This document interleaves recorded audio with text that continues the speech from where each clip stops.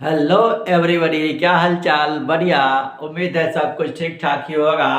आज mission super 30 day का 11वां दिन में कुछ वीवीआई शॉर्ट क्वेश्चन देखेंगे। वीवीआई शॉर्ट क्वेश्चन में जो हमारा पहला क्वेश्चन आ रहा है वो हमारा आता है अन्योन्य प्रेरण।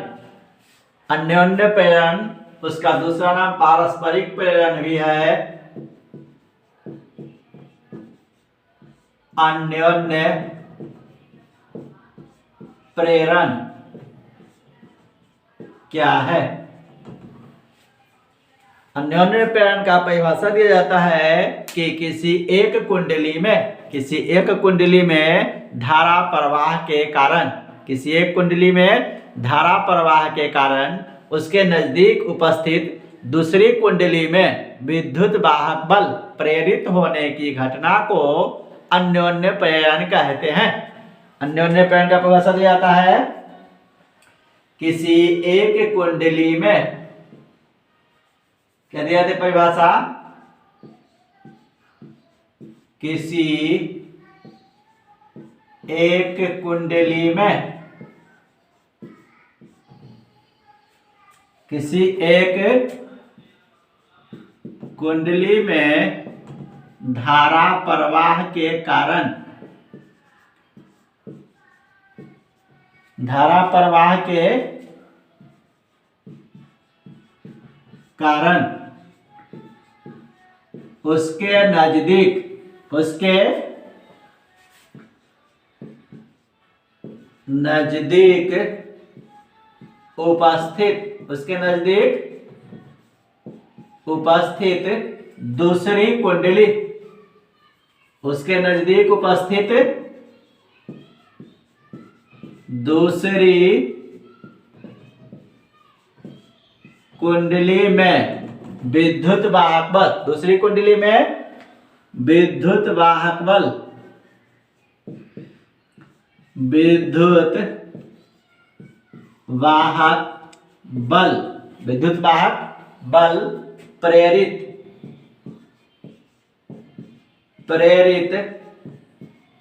होने की घटना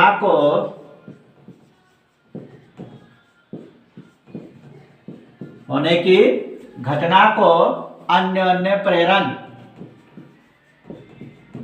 अन्योन्य प्रेरण कहते हैं। यह हमारा क्या है? अन्योन्य प्रेरण है। कहता है कि यदि एक कुंडली में धारा प्रवाहित होगा और उसके नजदीक यदि कोई दूसरी कुंडली उपस्थित हो तो दूसरी कुंडली में जो विद्युत वाहक बल प्रेरित होगा, इस घटना को हम लोग क्या कहते हैं? अन्योन्य प्रेरण। अन्योन्य प्रेरण के बाद आता है हमारा विद्युत चुंबकीय तरंग। विद्युत चुंबकीय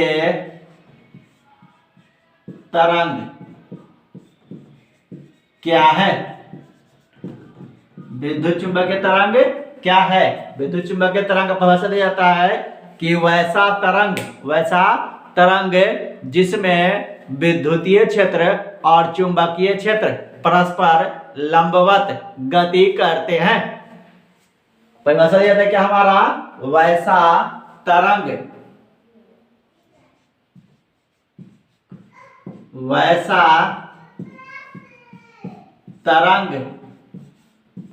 जिसमें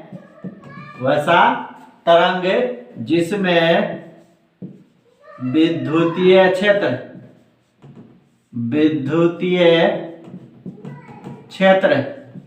और चुंबकीय क्षेत्र,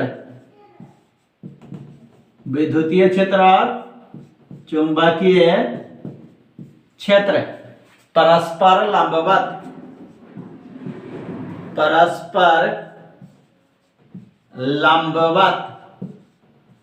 गति करते हैं। परस्पर लंबवत क्या करते हैं? गति करते हैं। उसे विद्युत चुंबकीय तरंग कहते हैं। विद्युत चुंबकीय तरंग कहते हैं।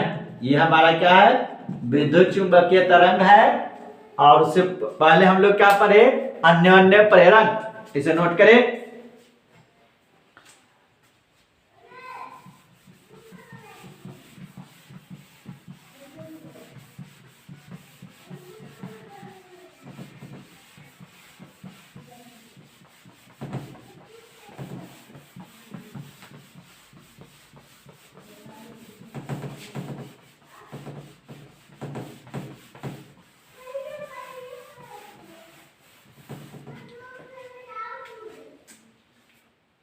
इसके बाद हमारा आता है नमन या नमन कोण। क्या होता है हमारा, नमन कोण या नमन कोण या नमन क्या है। नमन कोण का परिभाषा दिया जाता है हमारा, नमन कोण का क्या परिभाषा दिया जाता है, नमन कोण का परिभाषा दिया जाता है, नमन कोण का दिया जाता है परिभाषा, किसी स्थान पर पृथ्वी का परिणामी चुंबकीय क्षेत्र, किसी स्थान पर पृथ्वी का परिणामी चुंबकीय क्षेत्र क्षैतिज तल के साथ जो कोण बनाता है उसे नमन कोण कहते हैं। नमन कोण का परिभाषा दिया जाता है, किसी स्थान पर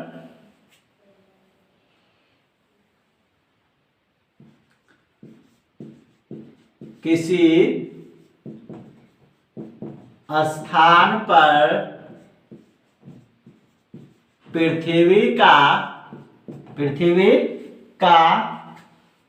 परिणामी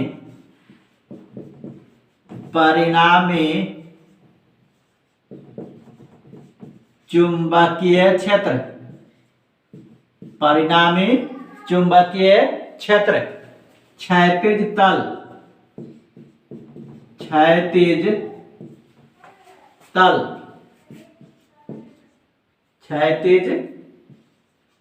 तल के साथ जो कोण बनाता है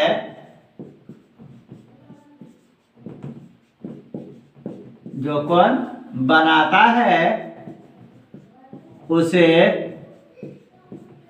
क्या कहते हैं हम लोग, नमन कोण या सीधे नमन कोण कहते हैं। नमन कोण को हम लोग डेल्टा द्वारा सूचित करते हैं, इसे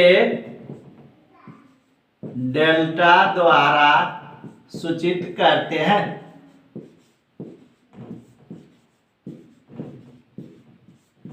नमन कोण को हम लोग क्या द्वारा सूचित करते हैं, डेल्टा द्वारा सूचित करते हैं। अगला जो आता है हमारा, वो हमारा आता है दिक्पात।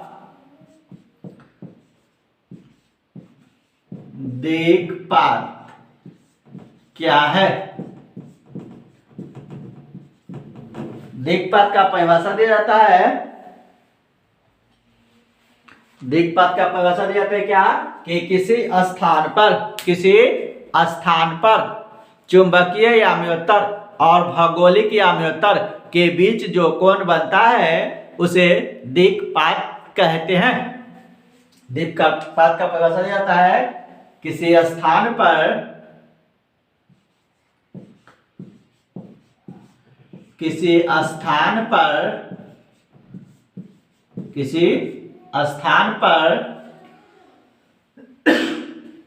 चुंबकीय याम्योत्तर और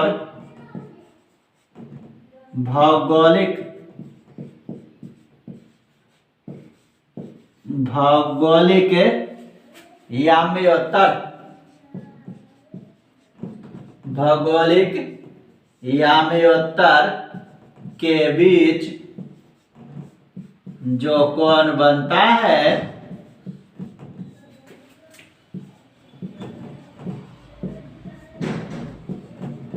उसे दिक्पात कहते हैं।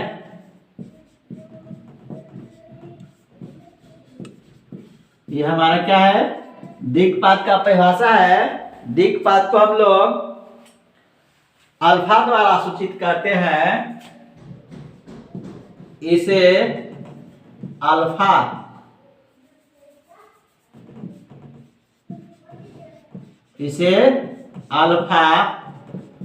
द्वारा सूचित करते हैं।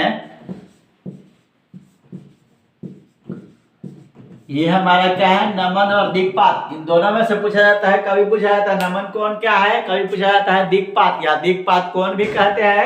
आज के लिए इतना ही, मिलते हैं फिर अगले वीडियो में नए टॉपिक के साथ। तब तक के लिए जय हिंद।